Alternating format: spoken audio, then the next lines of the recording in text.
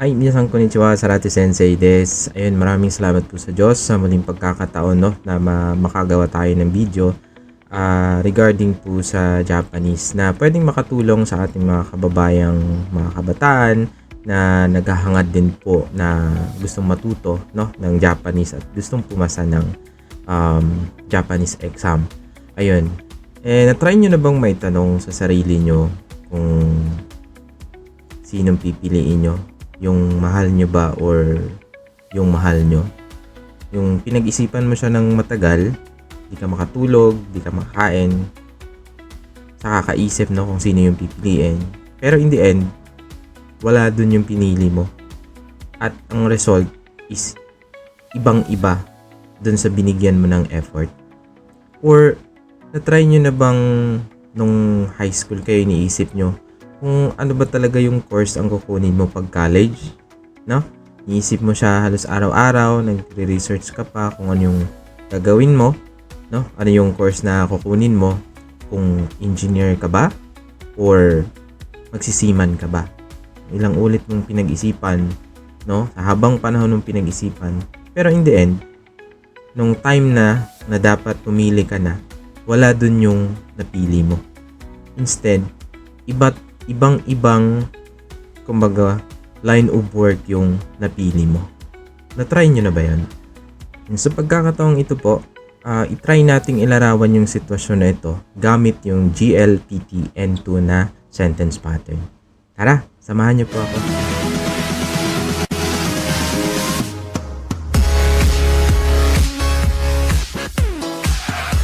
Ay, minasan konnichiwa des and welcome po ulit sa channel natin.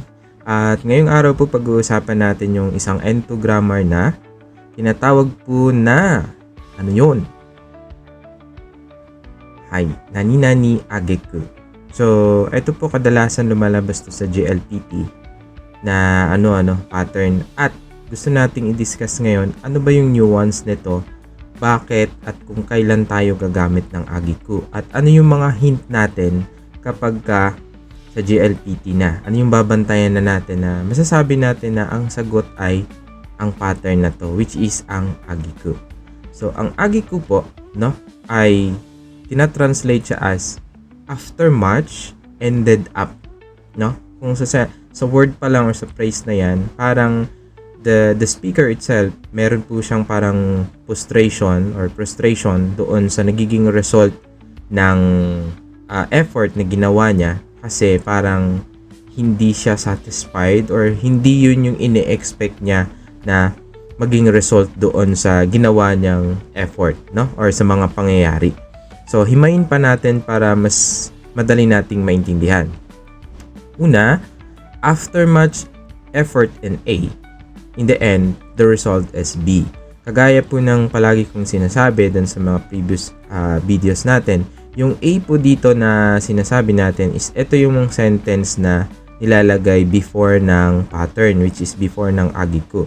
Ibig sabihin, after much effort, after sa maraming effort or pangyayari na ginawa dito sa A, sentence na A, in the end, the result is B. Ibig sabihin, yung B naman dito, ito yung result na sentence na nilalagay after ng sentence pattern na ageku. Okay? So, para mas lalo pa nating maintindihan, isimayin pa natin. Ayan. Sa A, ano ba yung A? Siya yung persistent conditions. Kumbaga, pag sinabi nating persistent condition, hindi lang siya isang beses, maraming paulit-ulit, maraming mahabang panahon na ginugol yung conditions na yon. For example, yung effort, hindi lang isang beses, pero nag-effort much ka talaga para magawa mo yung isang bagay.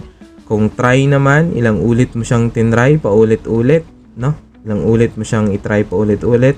Tapos kapag thinking naman, binigyan mo ng oras na mahabang panahon para pag-isipan yung mga bagay-bagay, Pero si B naman, siya yung adverse result.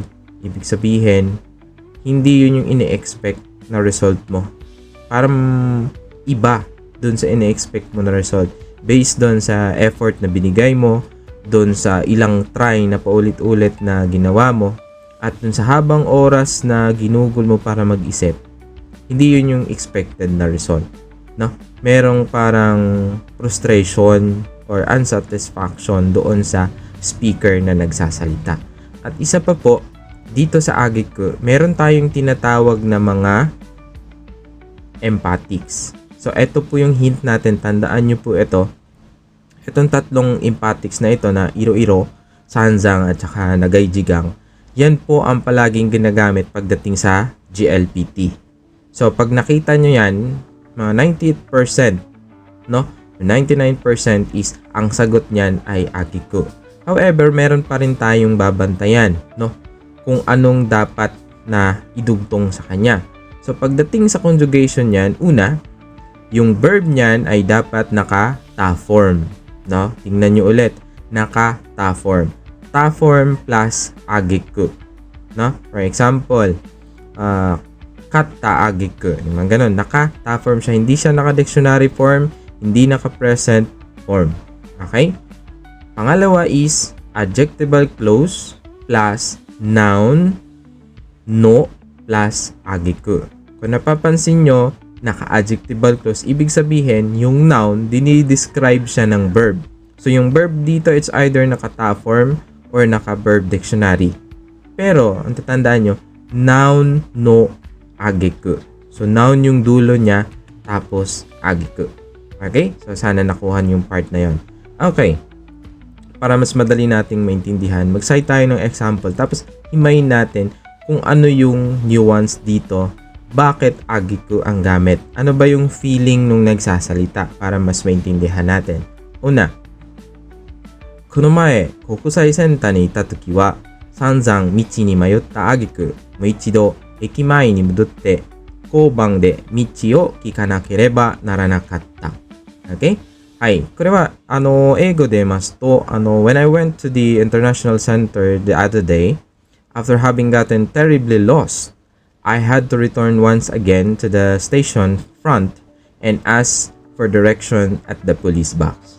Okay. Ngayon, himayin natin, bakit Ageku? Ano yung impact ng Ageku na pattern dito sa sentence, no? Kasi pagka hindi natin alam, hindi mo ma-feel kung bakit yan yung sinabi niya. Okay, unahin natin yung part ng sentence A, which is yung sentence before ng Ageku. この前、国際センターにいたときは、散々道に迷った。Ibig sabihin, no? Kung nakikita nyo, meron po siyang emphatics na sanzang. Ang sanzang na yan nag-i-emphasize kung gaano ka-terrible yung pagkawala niya sa daan. No? Kasi pag michi ni mayutta lang yan, hindi masyadong emphasize. Parang nawala lang siya, ganun lang kasimple. Pero pag sinabi nating sanzang Ageku, marami. For example, dumaan na siya sa daan ng isa, sa daan na A, nawala pa rin siya doon, hindi pa rin yun. Dumaan siya ulit sa ibang kanto, hindi pa rin yun. Tapos dumaan siya ng ilang ulit dun sa ibang daan, hindi pa rin niya matunton yung sinahanap niyang international center. At siguro, sa sobrang hanap-hanap niya at wala-wala dun sa mga daan, babot na siya ng mga 2 oras, siguro mga 3 oras kakahanap. At yung speaker, kasi sa sobrang dami niyang hinahanap or daan na pinasikot-sikutan, ini-expect niya sa sobrang sikot-sikot niya doon, matatagpuan niya rin yung hinahanap niya na international center. However, anong nangyari? Ang nangyari, moichido ekimae ni bototte koubang de michi o kikanakereba naranakatta. Ibig sabihin, hindi niya pa rin nahanap ang ending. Hindi niya nahanap, hindi niya natunton ang ending. Bumalik na lang siya. No? Bumalik siya doon kung saan siya nanggaling. Nanggaling siya doon sa station, no? Sa station, pumunta siya doon, bumalik sa harap ng station at nagtanong doon sa police outpost kung saan yung tamang daan, no? So, pag nilagyan niya ng Ageku, ibig sabihin yung frustration ng pagiging unsatisfied ng speaker kasi ilang beses na siyang nawala. Ilang oras na siyang paikot-ikot pero hindi niya mahanap. Ang ina-expect niya sa dami ng nasuotan niya na kalye, ni-expect niya po na mahanap niya yung hinahanap niya. Pero in the end, wala. In the end, the result, bumalik at nagtanong na lang.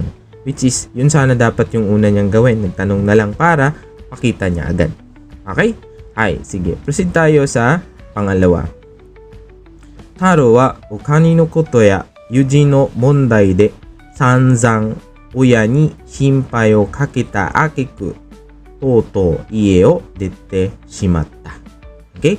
Maigo demasu to, after having caused his parents a great deal of worry over money matters and problems with friends, Taro finally left home.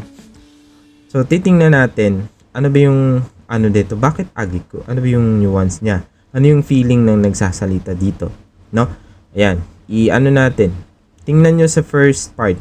Taro wa okani no koto ya yuji no mondai de zanzan oya ni shinpai o kakita. Kung nakikita nyo, meron ulit itong emphatics na sanzang. Ibig sabihin, hini-emphasize niya na hindi lang ibang beses pinapawori niya yung parents niya tungkol sa pera, pag may problema siya sa mga friends niya, hindi lang isang beses yun. Kung aanuhin natin, baka araw-araw niyang pinoproblema yung parents niya, no? So, yung tao na nagde-describe nito, yung speaker na nagsasalita nito, ine-expect niya na si Taro, dun lang siya sa bahay niya, hindi siya alis kasi palagi niyang ginugulo yung parents niya. Dun lang talaga siya kasi kapag may problema siya, may pagsasabihan niya yung parents, may mapagsasabihan siya yung parents niya. Kapag may problema siya sa mga friends niya, yung parents niya, sasabihan niya. Pero hindi yun yung naging result as expected sa speaker. Kasi ang nangyari, lumayas din si Taro sa bahay nila. No? So, itong word na toto, siya ay finally, pero hindi yan yung positive na finally, na parang finally pumasa, hindi yung ganun. Yung toto po is parang meron siyang negative na na parang finally natapos na. For example, mahabang panahon na bedridden na yung isang tao, tapos nagpahinga na. Finally, toto, shinde shimaimashita. Parang ganun, no? Namatay na. Okay? So, kaya agiku po ang gamit dyan. Okay? Now, next. この問題については、長時間にわたる議論の挙句、結論は先送りされた. Ayan. Kung napapansin nyo dito, gumamit siya ng adjectival clause. 長時間にわたる議論. Naka-noun kasi siya plus no agiku. Ibig sabihin, pagta-translate natin yan ng pabalik, ito, yung discussion ng tumawid sa mahabang panahon.